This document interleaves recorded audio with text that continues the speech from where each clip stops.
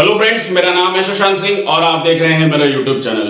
तो आज का जो टॉपिक है जिसके बारे में हम बात करेंगे वो है हमारा इनफॉर्मलाइजेशन ऑफ इंडियन वर्कफोर्स। तो हम लोगों ने लास्ट वीडियो तक क्या पढ़ा, हम लोगों ने ग्रोथ के बारे में पढ़ा, एम्प्लॉयमेंट के बारे में पढ़ा और जाना कि हमारे इंडिया का जो वर्कफोर्स है यानी कि जो वर्कर्स हैं वो किन सेक्टर्स में कितना कितना ज्यादा उनका डिस्ट्रीब्यूशन है। रूरल सेक्टर वाइज हुआ या अर्बन सेक्टर वाइज हुआ, ठीक है, या उसके अलावा हम लोग जेंडर वाइज पढ़ेंगे, मेल का कितना कंट्रीब्यूशन है, फीमेल का कितना कंट्रीब्यूशन है। फिर इन्हीं सारी चीजों के चलते हुए ग्रोथ कैसे हो रही है इकोनॉमी में, ठीक है, जीडीपी वगैरह, वो हमने सारी लास्ट वीडियो तक अच्छे से पढ़ा। अब हम यहाँ पे जो हमारा मतलब अगला पार्ट है ना, जो हेडिंग में देखो ये इनफॉर्मलाइजेशन, ये जो वर्ड है, तो पहले इनफॉर्मलाइजेशन होता क्या है उसको समझ लेते हैं। तो देखो हमारे देश में ना जितना भी एम्प्लॉयमेंट है या जितना भी रोजगार है, जितनी भी चीजें हैं, या चाहे वो फिर बिजनेस हो, नौकरी हो, कोई भी सेक्टर हो, इकोनॉमी के जितने भी सेक्टर्स हैं, agriculture, secondary manufacturing sector, service sector, ये जितने भी सेक्टर्स हैं ये दो सेक्टर्स में बटे हुए हैं, यानी कि एक होता है फॉर्मल सेक्टर, एक होता है इनफॉर्मल सेक्टर। अब ये फॉर्मल इनफॉर्मल क्या होता है, तो देखो अगर मैं फॉर्मल सेक्टर की बात करूं, वैसे तो अभी इसमें सारी डिटेल्स हम लोग पढ़ेंगे, पर मैं यहाँ पे इसको एक बार आपको बता देता हूँ क्या होता है। तो देखो फॉर्मल सेक्टर्स तो हमारे वो सारे हो जाते हैं जब हम बात करें अगर एक प्रॉपर स्ट्रक्चर्ड वे में कोई कंपनी चल रही है, जैसे कि जितनी सरकारी नौकरी हैं ये फॉर्मल है भाई, इनका प्रॉपर रजिस्ट्रेशन है, सरकारी नाम है, सब कुछ है इसमें, ठीक है, आईटीआर जा रहा है, एम्प्लॉइज को सैलरी दे रहे हैं, सब कुछ एक प्रॉपर स्ट्रक्चर वे में चल रहा है। उसके अलावा जितनी भी प्राइवेट कंपनीज है, जो अच्छी अच्छी बड़ी बड़ी कंपनीज है, जो रजिस्टर्ड है प्रॉपर, जिनकी प्रॉपर आईटीआर जा रही है, जो अपने एम्प्लॉइज को प्रॉपर सैलरी दे रहे हैं, अकाउंट में आईटीआर भरी जा रही है, तो एक स्ट्रक्चर वे में जो चल रहा है वो सारा हमारा फॉर्मल सेक्टर में आता है, ठीक है ना। हम आप जो नौकरी कर रहे हैं ये सारी चीजें फॉर्मल सेक्टर में आ जाती है।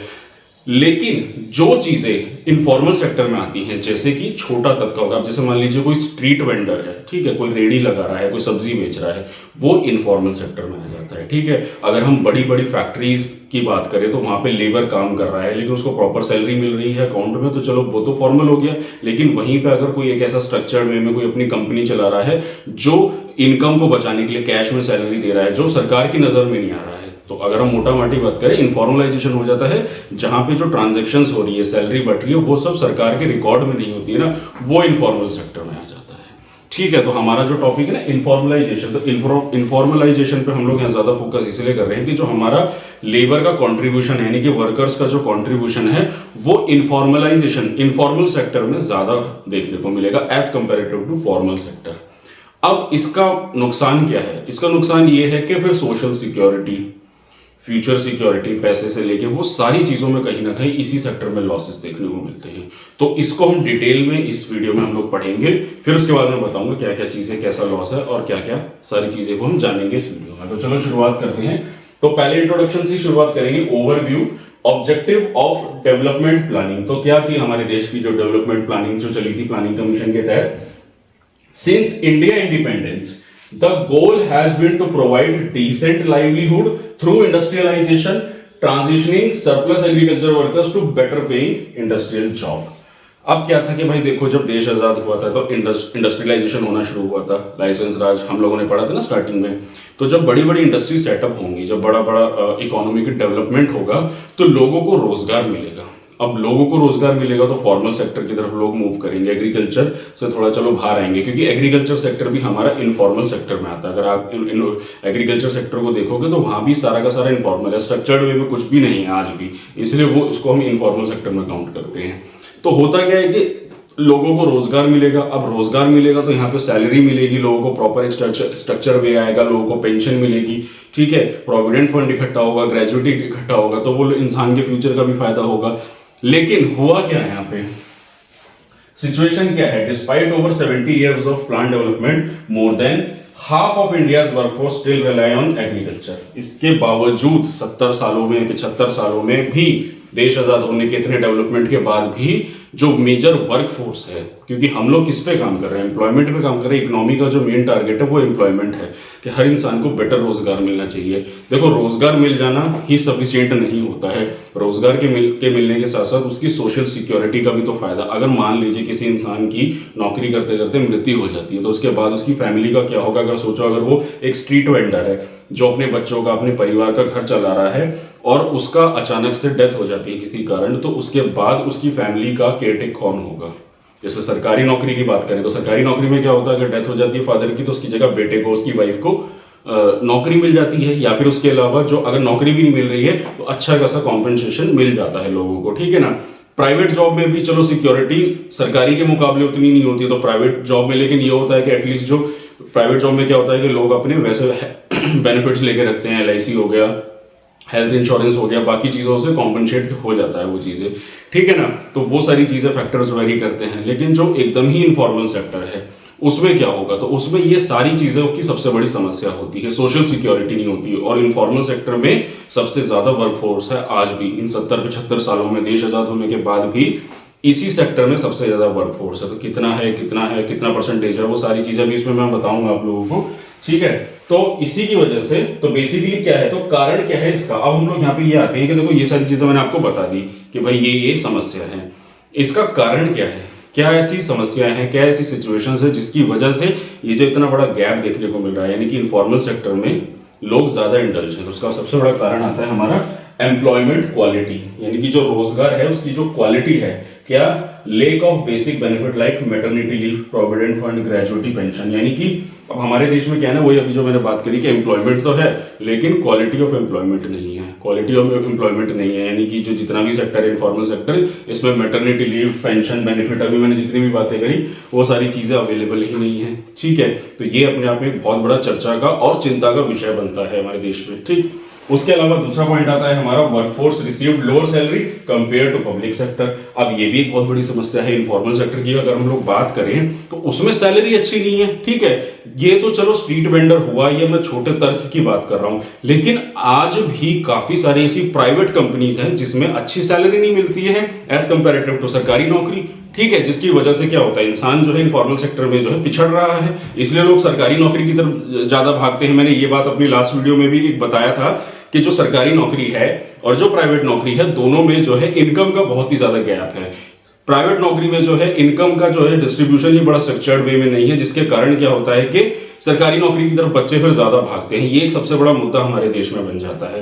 प्राइवेट सेक्टर में क्या हो रहा है कि सैलरी उस तरीके से नहीं मिल रही है, जो बेनिफिट सरकारी नौकरी में मिलते हैं वो प्राइवेट जॉब्स में नहीं मिल पाते, हर जगह नहीं मिल पाते हैं। जो हायर कंपनीज हैं उनकी तो चलो बात ही छोड़ दो, बाकी तो बहुत सारी मैक्सिमम ऐसी कंपनियां हैं जहां पे इस तरह की सुविधा उपलब्ध ही नहीं है। तो ये सारा स्ट्रक्चर्ड वे है जो जिसकी वजह से एम्प्लॉयमेंट और अनएम्प्लॉयमेंट में जनरेट होता है, ठीक है।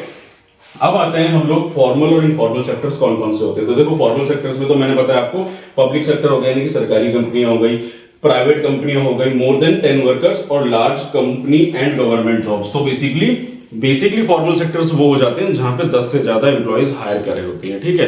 तो ये तो एक डेटा हो गया जो मैंने आप लोगों को बताया। तो ये तो हुआ कि चलो 10 वर्कर्स होते हैं, यानी कि 10 वर्कर्स से ज्यादा जिस कंपनी में है वो फॉर्मल सेक्टर में काउंट हो जाता है। और इनफॉर्मल में कौन आते हैं, small enterprises, agriculture, self employed, ठीक है, स्ट्रीट वेंडर्स, जो मैंने अभी आप लोगों को बताया। तो ये फॉर्मल और इनफॉर्मल होते हैं, ठीक है। अब इसके कुछ डेटा फैक्ट्स के बारे में बात करेगा, स्टैटिक्स एंड जेंडर डिस्ट्रीब्यूशन। तो वर्कफोर्स डिस्ट्रीब्यूशन ऑफ 2011 से 12 की बात करें, टोटल वर्कर्स जो है हमारे देश में 473 मिलियन है, ठीक है, यानी कि 47 करोड़ के अराउंड मान लो, ठीक है। उसके बाद अगर हम बात करें तो अगर हम फॉर्मल सेक्टर की बात करें तो फॉर्मल सेक्टर में 30 मिलियन वर्कफोर्स है, यानी कि टोटल का सिर्फ 6%। तो आप मान के देखो बाकी का जो है हमारा 94% जो है हमारा वर्कफोर्स इनफॉर्मल सेक्टर में इंडल्ज है, यानी कि एक बहुत बड़ा तबका हमारा जो है इनफॉर्मल सेक्टर में है। और फॉर्मल सेक्टर में सिर्फ 3% का रोजगार है। अगर इसको थोड़ा और जेंडर में करें हम लोग तो वुमेन का डिस्ट्रीब्यूशन 20% है और आदमियों का 80%, और इधर 30% और उधर 70% आदमियों का इनफॉर्मल सेक्टर में, ठीक है। तो ये सारी चीजें हैं। अब आते हैं इसकी, अगर हम चैलेंजेस की बात करूं मैं, तो जैसे कि इरेगुलर इनकम, तो मैंने भी बताया आप लोगों को इरेगुलर इनकम है, ठीक है, मतलब इनफॉर्मल सेक्टर में जो है प्रॉपर इनकम नहीं है। दूसरा आता है लेक ऑफ प्रोटेक्शन नहीं है, लोगों की जान की कोई कीमत नहीं है, ठीक है ना, उसका कोई कॉम्पेंसेशन मिलेगा। आउटडेटेड टेक्नोलॉजी से लोग अवेयर नहीं है बिल्कुल भी। अगर आप स्ट्रीट वेंडर्स को देखो या छोटे मोटे जो किराना स्टोर्स वगैरह भी होते हैं, पुराने टाइम के चलते चले आ रहे हैं, वो लोग टेक्नोलॉजिकली अपग्रेड नहीं है, ठीक है। उसके अलावा मैं बात करूं पुअर लिविंग कंडीशन, और इसके चलते हुए क्या है, फिर लोगों के साथ क्या है, गरीबी है, लाइफस्टाइल अच्छा नहीं है, ठीक है ना। तो होता क्या है कि फिर अब इसकी वजह से सरकार के क्या इंप्लीमेंटेशन है, तो मैं बात करूंगा इंटरनेशनल लेबर ऑर्गेनाइजेशन, जो एक वर्ल्ड वाइड लेवल पे एक ऑर्गेनाइजेशन है जो इसी इनफॉर्मल सेक्टर के लिए काम करती है, to modernization and for the social security. तो इस इनफॉर्मल सेक्टर में फॉर्मल सेक्टर जैसा इंप्लीमेंटेशन लाने के लिए इंटरनेशनल लेबर ऑर्गेनाइजेशन काम कर रही है कंसिस्टेंटली। अब हो क्या रहा है कि जैसे ये लेबर ऑर्गेनाइजेशन है, ये काम कर रही है, ठीक है, सरकार की काफ़ी सारी गाइडलाइंस है, पॉलिसीज़ हैं जो इनफॉर्मल सेक्टर्स के लिए इंप्लीमेंट है। जैसे कि इनफॉर्मल सेक्टर में क्या हो रहा है, बहुत ज़्यादा शोषण हो रहा है, ठीक है, काम का जो है प्रेशर बढ़ा दिया जाता है। अगर मान लो कोई छोटी मोटी फैक्ट्री चला रहा है, कोई छोटा मोटा इनफॉर्मल तरीके से काम कर रहा है, तो वहाँ पे लोगों से 12-12 घंटे काम कराया जा रहा है, ठीक है, तो वो लेबर लॉज नहीं पता है लोगों को वहाँ पे, ठीक है। तो इस सेक्टर में कहीं ना एक अनअवेयरनेस है, जो एजुकेशन की कमी है, लैक ऑफ एजुकेशन है, इसीलिए ये इनफॉर्मल सेक्टर इस तरीके से काम कर रहा है। मान लीजिए आप किसी कंपनी में नौकरी कर रहे हैं, ठीक है, और वहाँ आपको प्रॉपर सैलरी आपके अकाउंट में आ रही है, आपका सब कुछ रजिस्टर्ड है, आईडी कार्ड है, और कल को आपके साथ वो कंपनी कुछ भी गलत कर देती है, तो आप हकदार हैं फिर कोर्ट में केस करने के लिए लेबर लॉ के अकॉर्डिंगली।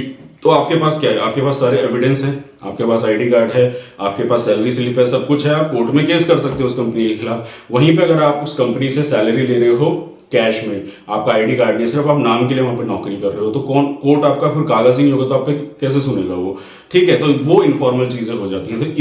तो इसीलिए इनफॉर्मल सेक्टर की ये सारी समस्याएं हैं हमारे देश में। तो हम लोगों ने इस वीडियो में पढ़ा इनफॉर्मलाइजेशन ऑफ इंडियन वर्कफोर्स, और उसमें कॉन्ट्रीब्यूशन जो है वो सबसे ज्यादा लेबर फोर्स का, हमारा 94% अभी हम लोगों ने जो पढ़ा, ठीक है। तो आई होप आप लोगों को वीडियो अच्छे से समझ में आ गई होगी क्या होता है इनफॉर्मल सेक्टर और कैसे कैसे इसमें कॉन्ट्रीब्यूशन है। तो यही था मेरा आज का टॉपिक। अब हम अगली वीडियो से एम्प्लॉयमेंट पढ़ेंगे, उसके बाद एक टॉपिक और रह जाता है, तो ऑलमोस्ट ये चैप्टर अब खत्म हो जाएगा। हम लोगों ने अक्सर मोस्टली सारी चीजें कवर अप कर दी हैं, ठीक है। तो यही था मेरा आज का टॉपिक। तो अगर आप लोगों को मेरा काम पसंद आ रहा है, अगर आप लोगों को मेरी वीडियो अच्छी लग रही है, तो मेरे चैनल को सब्सक्राइब कीजिए, मेरी वीडियो को लाइक कीजिए, कमेंट जरूर कीजिए कोई डाउट है, और मैक्सिमम लोगों तक इस वीडियो को शेयर कीजिए। तो आज के लिए इतना ही, मिलते हैं नेक्स्ट वीडियो में। Thank you very much.